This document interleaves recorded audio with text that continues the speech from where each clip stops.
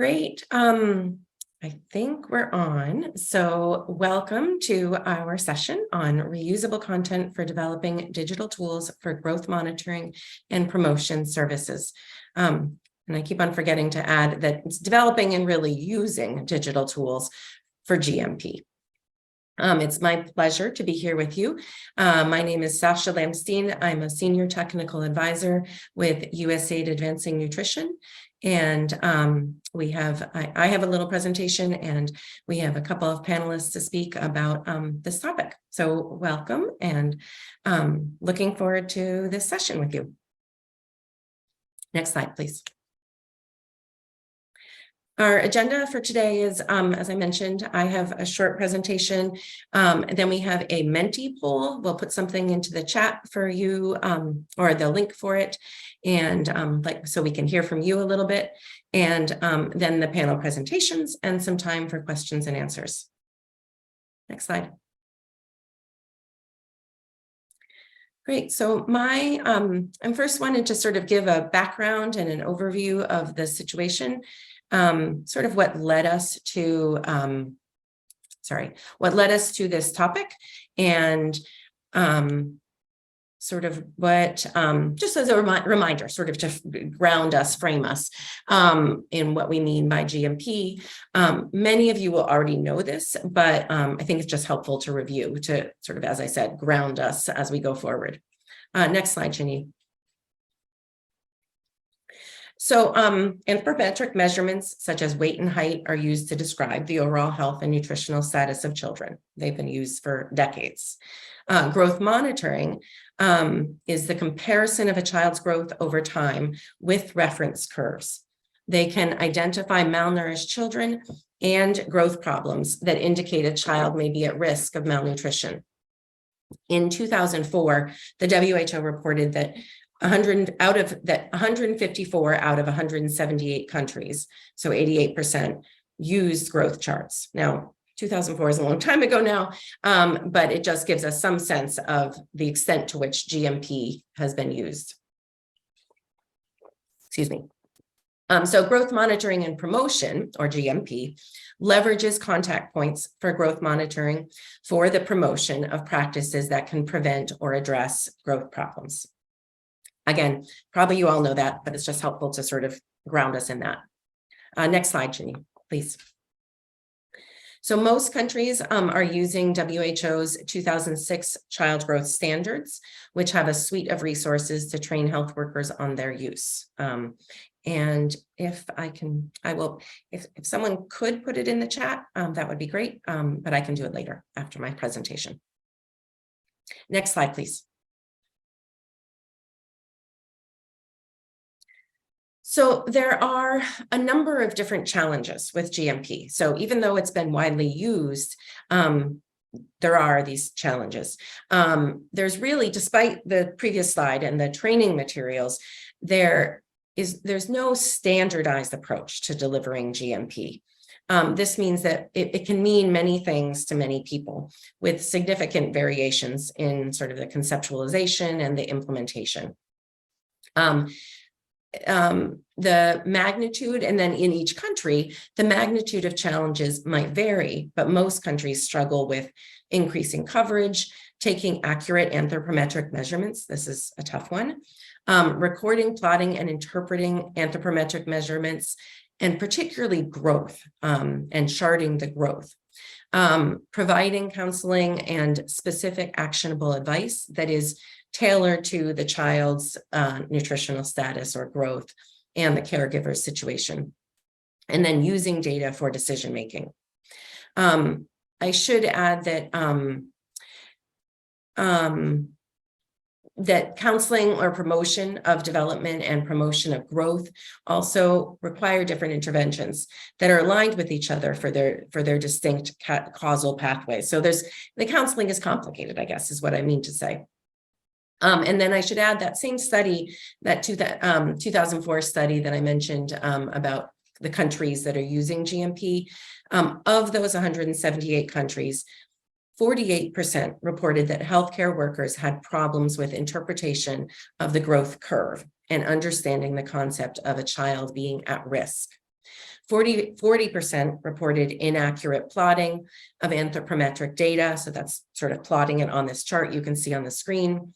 And 29% reported poor understanding of growth reference curves among health workers. These problems can be attributed to sort of larger problems of understaffing, heavy workload, insufficient or broken equipment, as like this height board that is shown in the image, and inadequate capacity building and support, and challenging or duplicative reporting systems. Next slide, please. So the Bill and Melinda Gates Foundation, with the Global Financing Facility, the Manoff Group, UNICEF, and the World Bank, convened a global thought leaders, country implementers, and scientists in, I'm blanking, in 2018. After several days of debate and discussion and scientific discussion and on scientific updates, the conclusion was that there is still compelling need for GMP despite the challenges. So, there was some talk and some debate about saying that GMP isn't effective and just move on. But these global leaders and country implementers all agreed that there is value, but it needs to be strengthened. The group called for 5 actions to shift the paradigm. Use new tools for child growth measurement and innovations in data for decision making, which is kind of where what we're going to talk about comes into play. Define diverse GMP models and the context in which they can be most effective. That sort of speaks to the fact that there isn't a standardized approach, and we maybe just need to embrace that. Improve cross-sectoral engagement using GMP as an entry point. So this was an important recognition that GMP is so widely used and people are so familiar with it that it can be an entry point to other services. Focus on human resource management, training, workload, and performance support, and strengthen the promotion, the counseling component of GMP for action and accountability. Next slide. And then following on that, to continue this work and those discussions, earlier this year, USAID and USAID Advancing Nutrition, the project with which I work, in collaboration with the Global Financing Facility, UNICEF, and the WHO, held a virtual conference on GMP. Participants reviewed new evidence, discussed progress, innovations, and learnings, and recommended that we need to agree on the measures and how to determine faltering growth. We need to make that a little bit more standardized. Make quality counseling happen as part of GMP, and continue to innovate to link children and services, use data for accountability, decision-making, and action, strengthen capacity of health workers, improve the accuracy of measurement, and support the delivery of tailored counseling. Next slide. So we saw an opportunity with this, based on what we, sort of all of this background information. USAID released its vision for action in digital health, recognizing that digital health can improve the quality of care, addressing the needs of clients and health workers. I think I'm probably preaching to the choir in that sense, since we're at a conference on digital tools. But this felt important to us that USAID, our funder, was in support. We also have seen, as you all know, that many countries are demonstrating increased interest in and capacity for using digital tools for service delivery, for reporting, and supervision. Next slide. And then the big one is that how WHO started developing these smart guidelines, and particularly the digital adaptation kits, to facilitate the development of digital tracking and decision support tools for various service delivery packages. So I also have that, and I can put it in the chat, but I'm actually realizing you might not see that, but I'll figure out a way to share the links. Our project, USAID Advancing Nutrition, conducted a landscape analysis of digital tools, and we identified 28 tools that are used for the assessment of nutritional status and 29 for counseling or promotion of nutrition-related practices, but only 14 were used for growth monitoring and promotion, the whole package. We also saw a pattern of sort of clustered use of digital tools for nutrition, with certain countries using multiple tools, while many countries had yet to make use of digital tools for the delivery of nutrition services. And so with that, I'm going to pause. That is our background. Hopefully none of that comes as a big surprise, but I felt like it was important for us to sort of ground ourselves in those realities, both the challenges and the opportunities that we saw related to using digital tools for GMP. So next slide, Chini. And this is bringing us to our mentee poll. So I'll turn it to you, Chini, to introduce. Thanks, Sasha. Hi, everyone. I'm Chen-Yi Peng. I'm project coordinator for USAID Advancing Nutrition. Before we move on to our panelists, we wanted to hear from you about how you think digital could help tackle some of these challenges. So if you could please go to the mentee poll at the URL at the top of the screen, or use the code 23744062. Or we will have Derek place it in the chat and answer the question, what challenges could a digital tool for GMP help address? That would be great.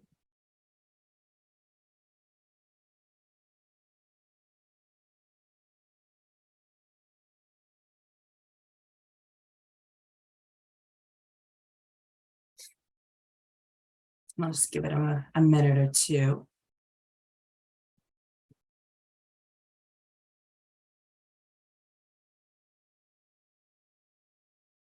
It looks like it says voting is closed. Me. Let's represent that. What about now? It says press C to open. If you see it in the corner there of the screen, I don't know what that means.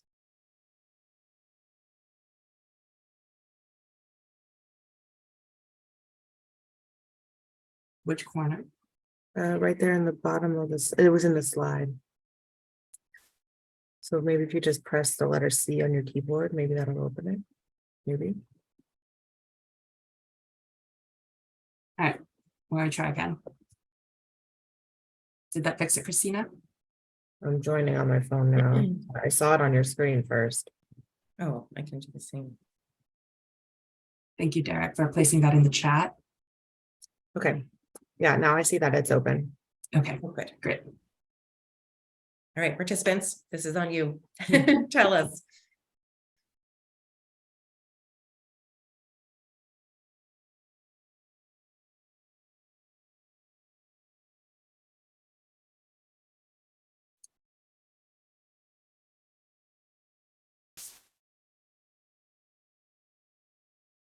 Reducing the workloads. Definitely.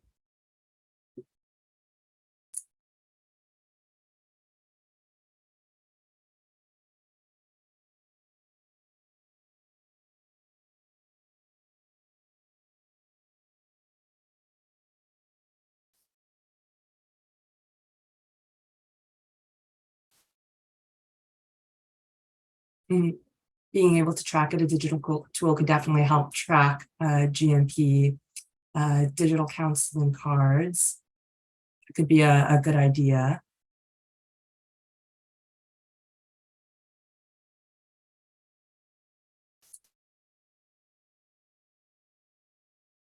And feel free to submit more than once. Sounds good. Guiding the health workers.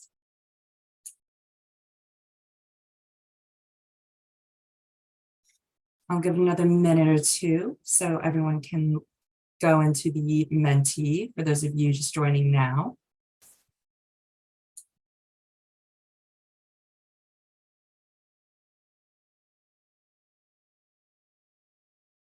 A digital tool could definitely help allow you to see the growth history of the child, standardizing it, the GMP.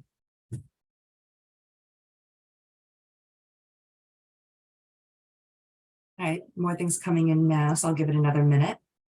Making a clinical conclusion, decision support.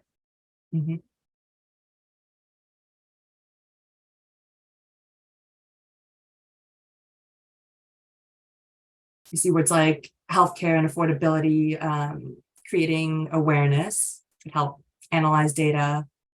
Yeah, these are all really great answers.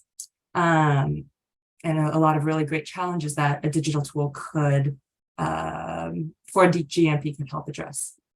In the interest of time, I will hand it back over to Sasha to introduce the panel. Great. So I hope you have your ideas flowing and thinking about this.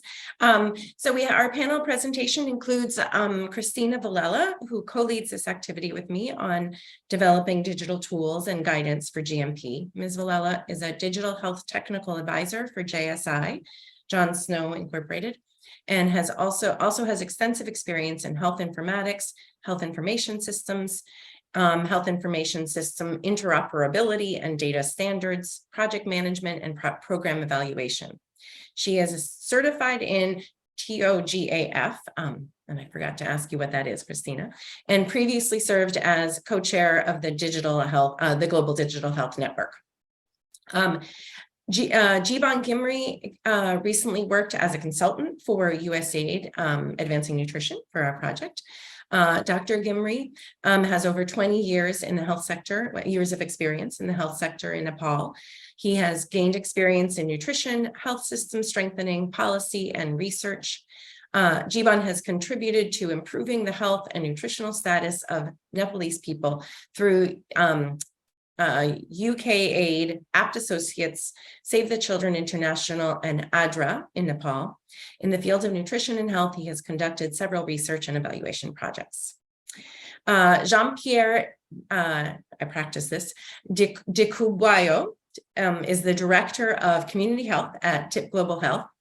JP leads and coordinates the implementation of TIP Global Health's innovations, including digitizing healthcare services among community health workers and nurses. He has 10 years experience in supporting national and international partners, governments to build a resilient and empowered community health cadre in Rwanda and beyond.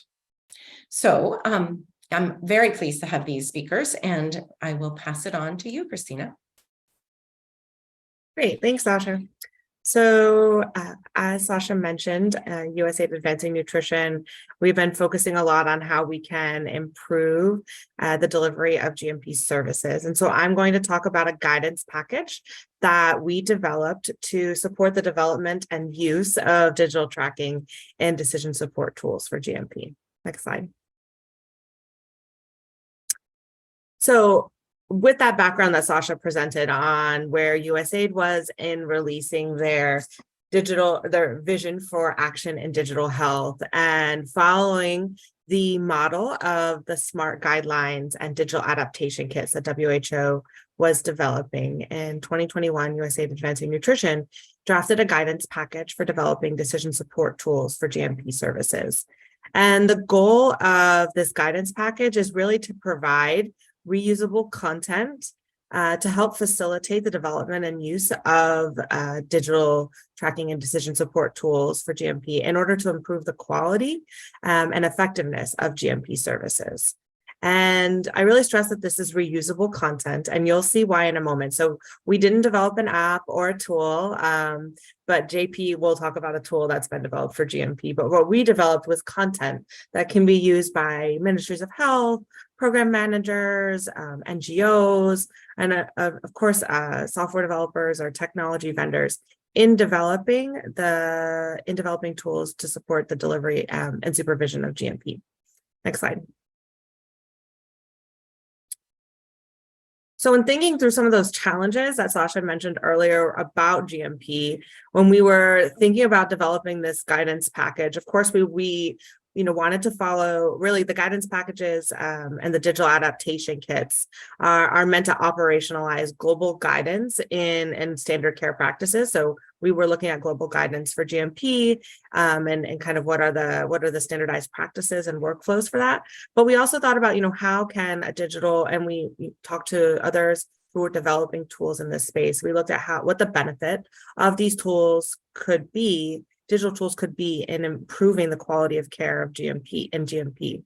And so some of the ways, and you'll see kind of how this plays out in the content of the guidance package, but some of the ways that we see digital tools could benefit and improve GMP are that it can provide longitudinal history of GMP visits of children. So you can see their prior measurements, any concerns that they've had, goals you've set with care workers.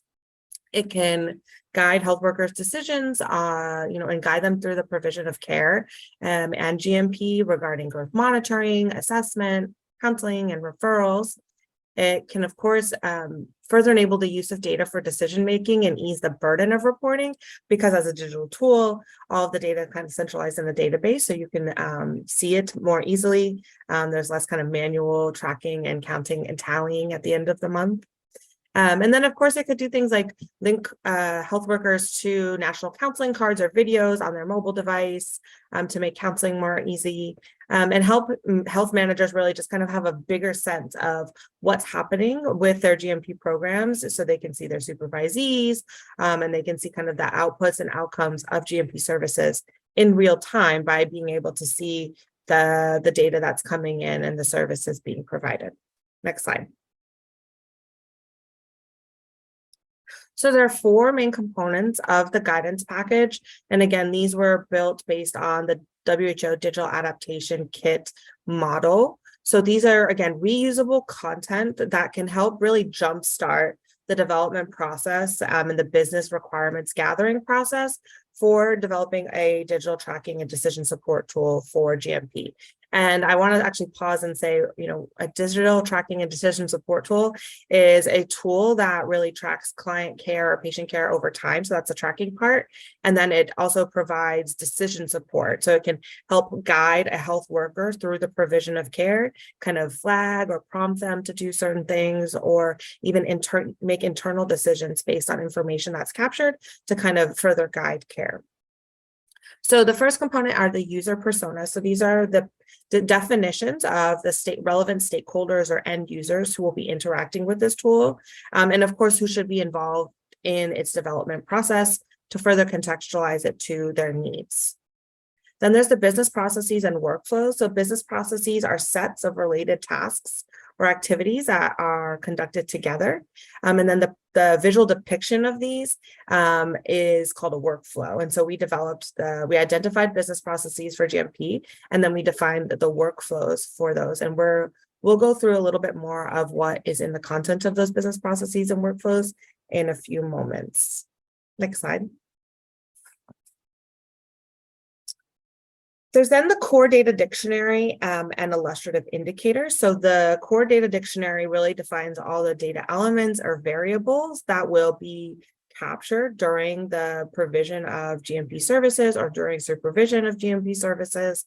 And these data elements can be used to then further calculate indicators or prompt follow-up actions for the health worker. And we also have the illustrative indicators table, and these are indicators that can be calculated from the data elements that are captured using the core data dictionary. And so these could be used to further monitor the program or to supervise health workers providing GMP, or for reporting, of course, to higher level structures within the health system. And then there's the decision support logic. So as I mentioned, this is for decision tracking and decision support tools. So these are decision tables that are linked to different steps in the process of providing GMP services, where there might be a decision point that actually the tool can help guide the health worker through. So the decision support uses, it can be triggered by different things. It can be triggered by an input by the end user, or it can be triggered just by a new step in the process. And we'll go over a little bit of what that looks like. Next slide, please.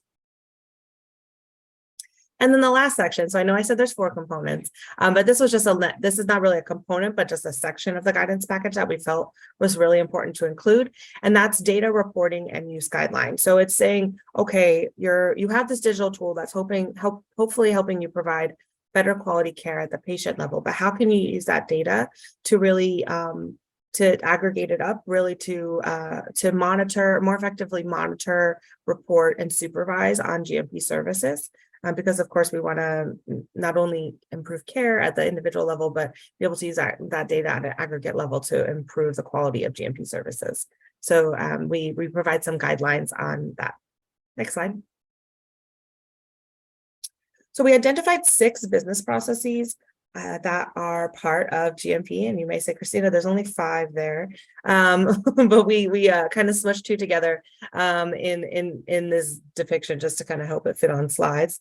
So there's setup and registration; those are 2 separate business processes. There's growth measurement, counseling, referral, and supervision. And I'm going to go into a little bit of what the guidance package kind of sets up the digital tool to do, and what it prompts the health worker to do in each of these business processes. Next slide. So during setup and registration, the tool helps to prompt the health worker to set up the equipment for each day, make sure it's calibrated correctly. The health worker can use the tool to then look up patients and see and clients and see if they have previous records, or if they need to register them as new clients. It will kind of flag that for them. And this is just an example of the data dictionary. So these are, you can see here that it has, we've kind of standardized the data elements that would be needed for registration. So they have the label, the name, the description of the data element, its data type. And so these are just a few of the data elements that would be collected during registration, right, such as the caregiver's name and where their date of birth and their location. And of course, you would want to standardize this and adapt it to any existing data dictionaries that your country has. But we kind of wanted to provide the extensive list of variables so that no one is starting from scratch when developing one of these tools. Next slide.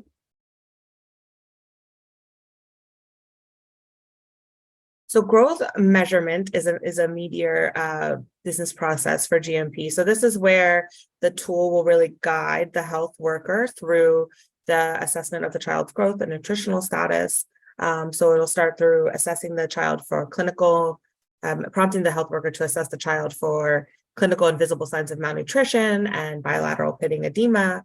We'll then provide them instructions for measuring height and weight, and mid-upper arm circumference, or MUAC, if that is part of the national protocols for GMP.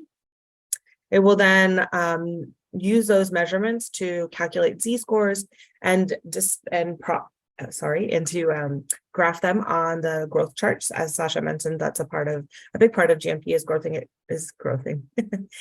is plotting against growth reference charts. And then it will prompt the health worker to interpret those charts as either stagnant. The child's growth is either stagnant, increasing, or declining. And then based on all that information gathered during growth measurement, it will either prompt the health worker to further assess the child or immediately refer them for care if they're found to be severely wasted. Next slide. So this is an example of what a workflow looks like. So as I mentioned, we depict the business processes into workflows. And so each of those rectangles there are tasks or activities in the workflow. And each of the workflow is also accompanied by a set of annotations for each step. So you can see here that step 3.2 in the growth measurement workflow is assess the child for bilateral pitting edema. And then in the annotations, it actually, we've put in the instructions for how the application should display instructions for assessing bilateral pitting edema. Of course, those instructions should be adapted to local context, but we provide some generic instructions there. And then based on what the health worker inputs, it will kind of let them know what the grade of bilateral pitting edema is. Next slide. So counseling is divided into 2 parts. It is the assessment of the child's health status, any general concerns the caregiver is having, breastfeeding and feeding practices and status, their child's physical activity and developmental growth.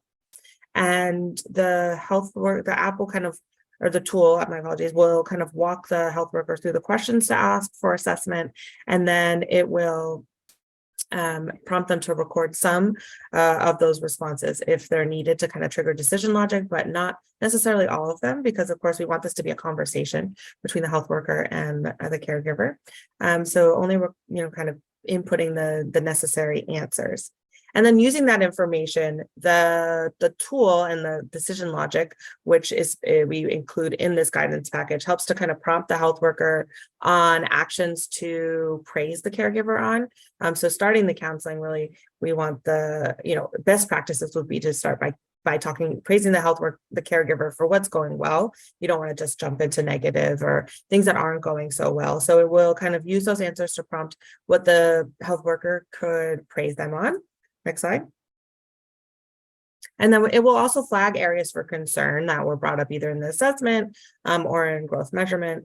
And then it will provide the health worker a list of appropriate counseling topics based on the child's age, nutritional status, growth, and responses to follow-up questions. And so the health worker can then choose from this list of counseling topics. It is not prescriptive, and we did that intentionally, knowing that counseling is really an art and not a science. But of course, we are kind of exploring how the tool and its decision logic could really be used to kind of further prioritize counseling topics for health workers to really help them kind of streamline their services and also ensure that we're providing quality counseling, as Sasha mentioned earlier. So then we will, based on the assessment, the child will either be scheduled for their next GMP visit or referred for further treatment based on issues brought up during the assessment. Next slide. So this is just an example of the decision logic tables. So just really quickly, these are where each decision logic point in the workflows will have a trigger, and then the trigger will then based on inputs. And so here you can see that this decision logic was triggered by the answer to one of the visit concern questions about saying that the caregiver has concerns about the child's use of their hands. They answered that. So that would kind of trigger that concern be listed in the list of concerns or areas that might be indicating that the child is struggling or having growth or nutritional challenges. And so the digital tool would then add that to the list. So this is really just an example of what those decision logic tables looks like. Next slide. I'll go really quickly because I want to make sure we have time for our other panelists.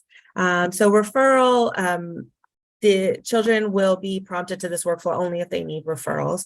And so these children would be children who are wasted or severely wasted, who are currently ill, or who had other issues that came up during the assessment that need referral or treatment. And we say referral or treatment because we know that in some countries, the provider providing GMP is also the one who would provide treatment. So this is an area where adaptation would be needed.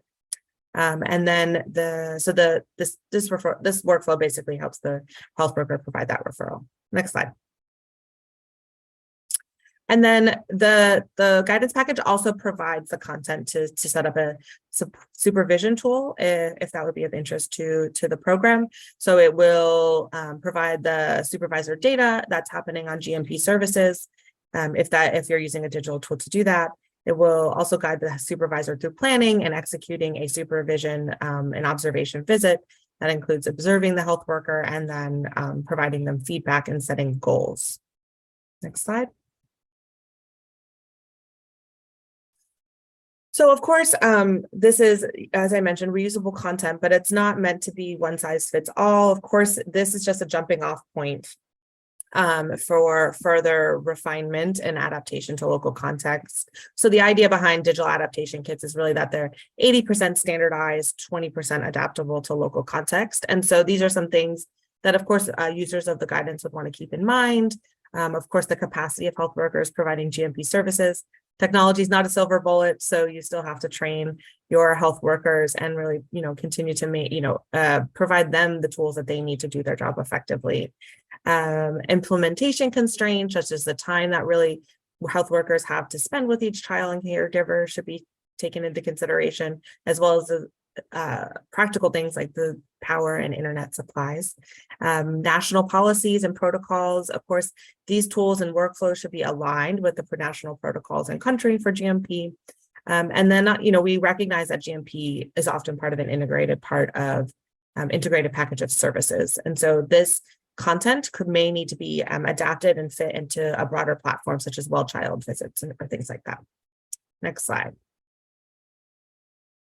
So we've been working on this since 2020, as Sasha mentioned, with our landscape assessment. And I just wanted to highlight that last year we did some validation and external consultations on this guidance package, and we will be finalizing the guidance package in Q1 of 2023. So please stay tuned for that. And we look forward to releasing it so that others can really benefit and use this package. And I'm going to turn it over to our next presenter. Jiban, you're up. Hi, everybody. Namaste. I am Jiban Ghimire from Nepal. Would like to share the key findings from Nepal validation activities under the USAID Advancing Nutrition. Next slide, please. So I'm starting from the approach to validation that we followed. We have conducted a qualitative study this year in July to September. The study covered 3 provinces of Nepal, considering the geographical variance and the diversity of communities. Health facility were selected in coordination with the government, especially Ministry of Health and Population and USAID, as well as its Suahara second program, the Good Nutrition program. We interviewed GMP service providers, health managers, and policymakers, as well as key development partners. We have explored the current practices in GMP service delivery and the perception towards the prospective digital tools. We obtained the approval from the Nepal Health Research Council for this study. Next slide, please.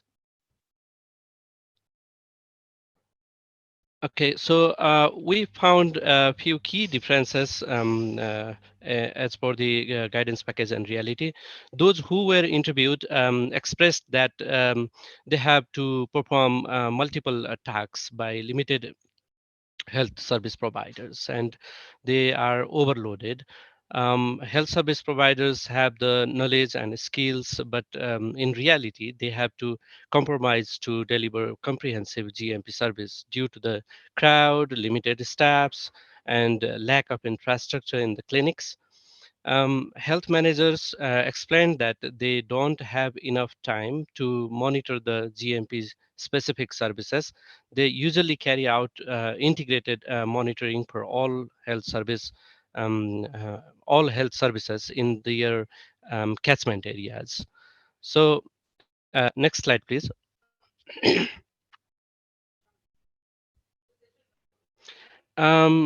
Similarly, health workers provide the GMP service as per their knowledge and existing protocol of MOSP, that is comprehensive nutrition specific interventions, a training manual, but they don't have such a guidance to follow the whole continuum of the GMP services step by step as suggested by the guidance package.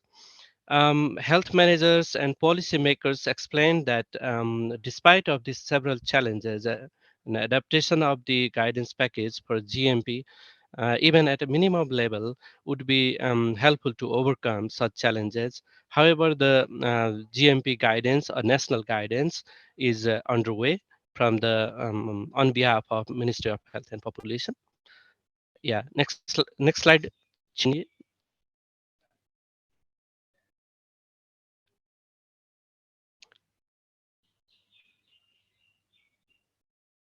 Sorry, it's too fast, I think. Previous slide up. Areas for adaptation.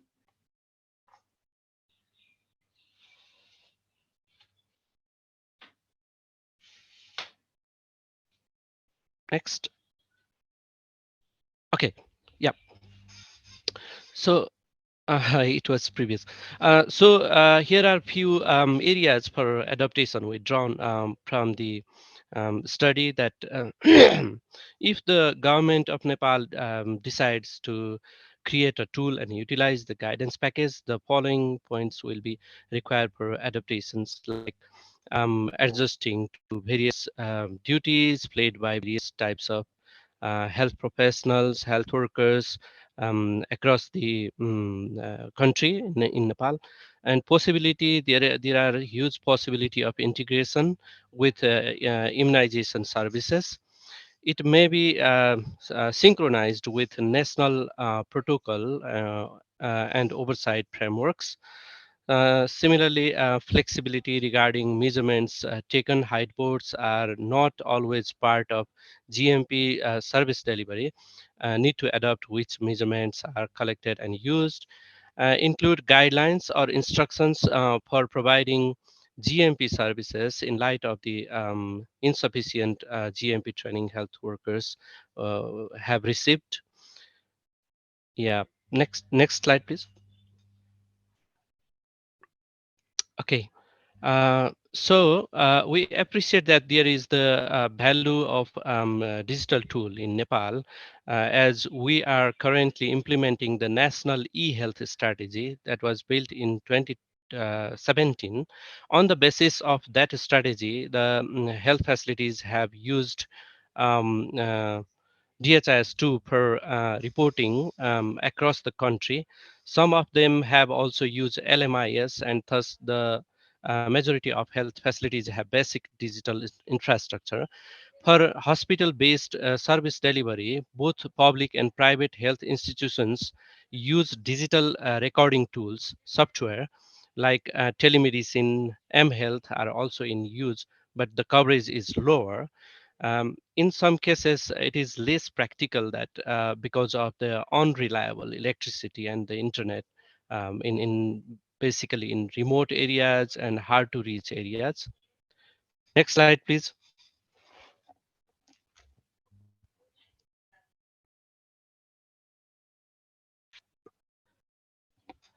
Okay, so yeah, we appreciate that there is the value of digital tool for GMP in Nepal. Uh, yeah, I already spoke this. Sorry. Um, Okay, so similarly in Nepal, the use of digital tracking and decision support tool for GMP is yet a very new idea. It's look like novel in terms of tracking the service provision and other health services, not only the GMP for all health services. Digital tool may help with better tracking of defaulters as well as higher quality GMP and the other health service delivery. In addition to that, it would contribute to make a more robust information system of GMP and to reduce workload of healthcare professionals. Next.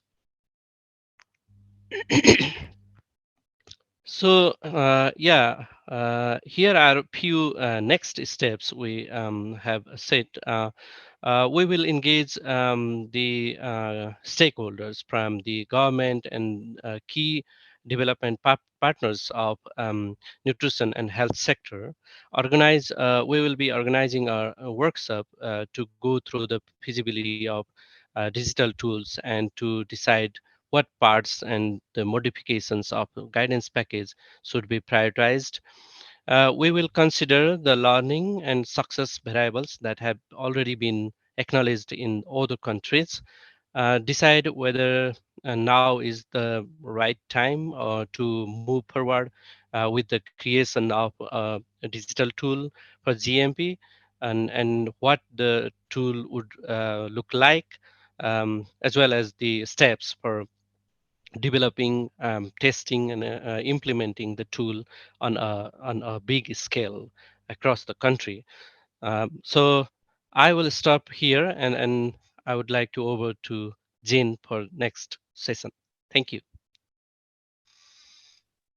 Thank you very much. I'm going to share our experience on how TIPO Global Health Digital Tool supported the GMOP programs in Rwanda. I'm Jean-Pierre, Director of Community Health in TIPO Global Health.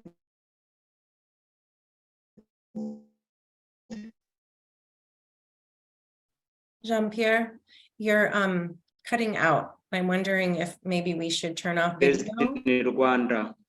At TIPO Global Health, we work with the national governments and local community to establish effective primary care delivery systems that place frontline health workers.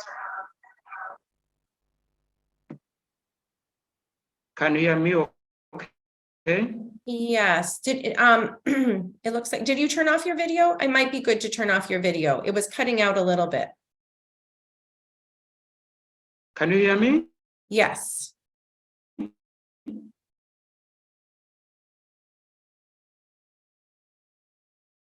Jean-Pierre, we can hear you.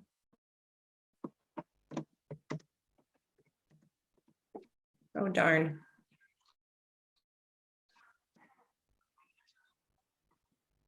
Jean-Pierre's audio was just at TIPO Global, sorry for. yes, it's cutting out. Oh no, and now did we lose him? Oh, Maybe goodness. he'll find a way to come back in. Yes. If everybody can just stand by for a few Yeah. minutes. It occurs to me, Christina, do you want to, we could stand by. We also did receive one question. We could maybe look at that. There was one question received. During setup and registration, is there a step to map existing patient data? I'm not sure if I'm entirely clear what you mean by mapping existing patient data, but there definitely is, that would be the idea, is that during registration, it could pull up children who are already within the system and provide you with, information on the previous visit. So, and that's sort of the beauty of it, especially with growth monitoring, because it gives you the previous measurements from the any previous visits. So it can help you. Excuse me, can you hear me okay now? Yes, Jean-Pierre, we can hear you much better. Okay. Yeah. Thank you so much. Great, please continue. At TIPO Global Health, we work with the national governments and the local community to establish effective primary health care delivery systems that place frontline health workers and local members at the center. Next. In Rwanda, as previous slide, please. In Rwanda, as in most countries in sub-Saharan Africa, GMP programs are conducted in different settings, and most of the time it is used in group formats of tens to 100 children, and they are used in different contexts. For example, in Rwanda, GMP formats are used by community health workers in the village and in health center by nurses for children at high risk for malnutrition due to poverty, and also they are used in PMTST programs. There is often no or intermittent internet available in these settings. The workers who manage GMP programs have often cumbersome paperwork that contribute to delays in diagnosis, treatment, as well as poor quality data reporting. Next. TIPO Global Health originally created a digital tool called the eHESA to solve for some challenges that we have been observing and experiencing in GMP programs in Rwanda. eHESA eases the workloads and support existing workflows for frontline healthcare workers. IHESA utilizes data to inspire and inform because it's automated the calculations, provide real-time actionable information. Also, its data trends provide help to provide personalized care for families. IHESA also adapts to local realities by working on and offline. What I love most with IHESA, it also serves entire primary care ecosystem by connecting all levels of the care. For sure, work with the government to support their systems, priorities, and clinical protocols. Next. IHESA is designed to support flexible workflows. For example, a community health worker can choose to conduct group assessment by activity, as you can see on a tablet one, and she can choose to conduct weight, and then she can see all children who still need their weight to be checked. She can enter data, and then the process is done. A community health worker also can choose to switch to individual mode, where she can complete all remaining activities for one person. Once all data is entered, any concerning diagnoses are flagged, and healthcare is guided by the tool through the next steps. Next.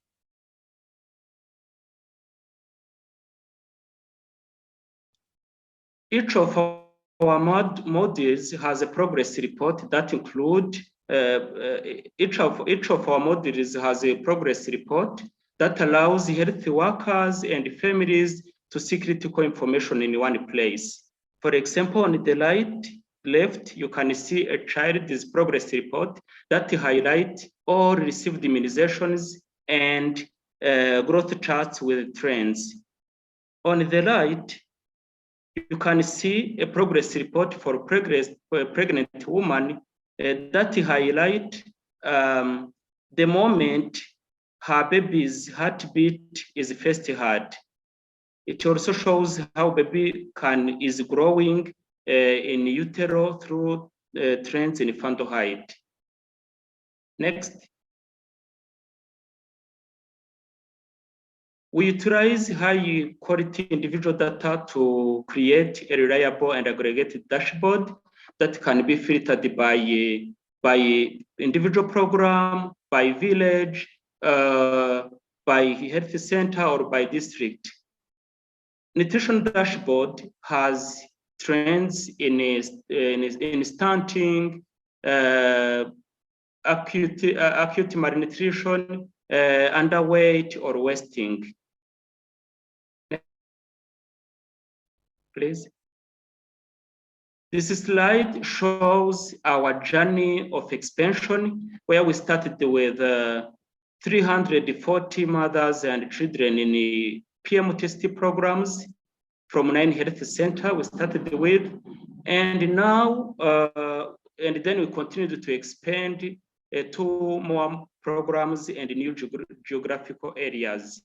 IHESA is now a complete package, a complete pediatric package that includes GMP programs in 57 facilities and 370 villages. Next. If I talk to our impact, we have been working hard to make sure that all users of IHESA can score at least 95% proficiency prior to graduating from external support. We have seen also improvement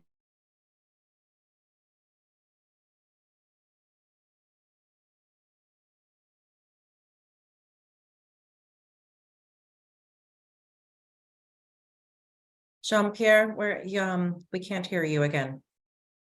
Of 100 healthcare workers have been able to save 1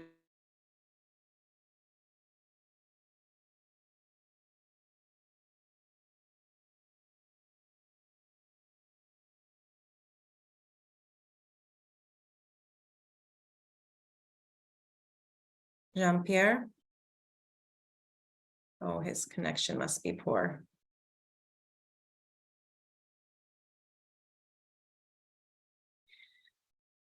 Well, let's give him a moment and see if he can come back.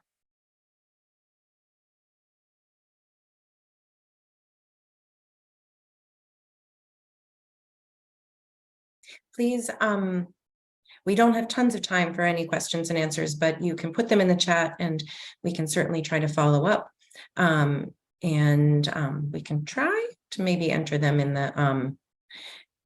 the chat. Sorry for my Oh, good. internet. I'm No. back. No, wonderful, great. Please continue.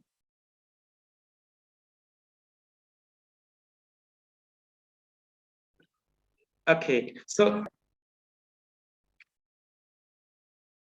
I was saying I've been able to see a decrease in severe underweight, especially when a child is seen for 3 months or more. Allow me to share the experience we listen and learn through our journey. Next slide, please. Next slide, please.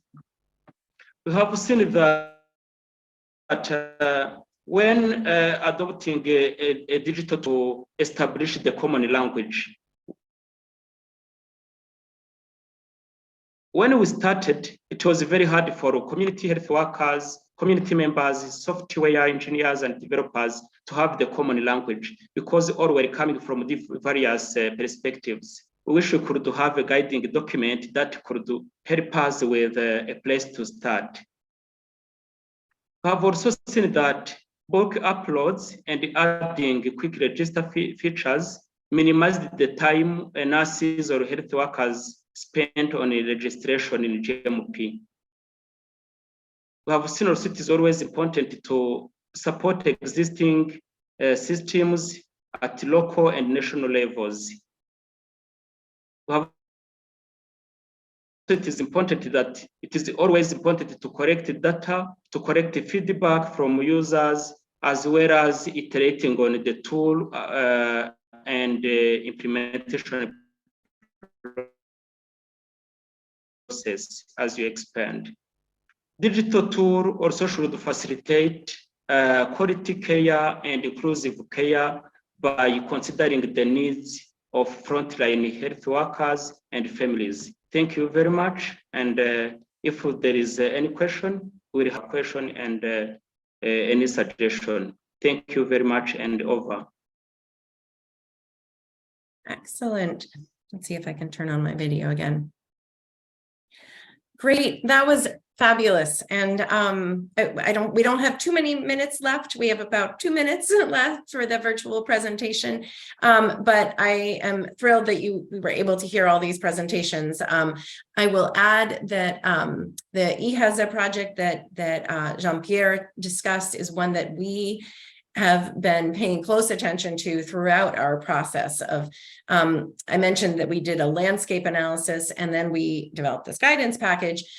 We turned to EHAZA a number of times. We only just met Jean-Pierre, but worked closely with his colleague, Wendy. And it has been good. We've learned so much from their experience. So it's really, so it's nice, you know, that they are just a fantastic example, but we are also, benefiting from it in our guidance package. So just very quickly, GMP, just sort of to wrap up, is an important platform or contact point for reaching young children and their caregivers. There is a clear need to strengthen the delivery of GMP services. There are challenges. It's not perfect. Digital tools have been used effectively for delivering GMP services, as we've seen from Jean-Pierre, and there are other examples as well. The guidance package that we've referred to can jumpstart or facilitate the process of developing digital tools for GMP. So it hopefully could be a good resource. But as Christina pointed out, one size does not fit all. Country adaptation will always be needed to ensure that the digital tools fit into the country's digital environment and the country's specific needs. So with that, I think our time is up, and I'm sorry we didn't get to questions. I will make sure that our contact information is in the conference materials, and would welcome your input and questions and interest in all of this. So thank you to our speakers, and thank you to the Global Digital Health Forum.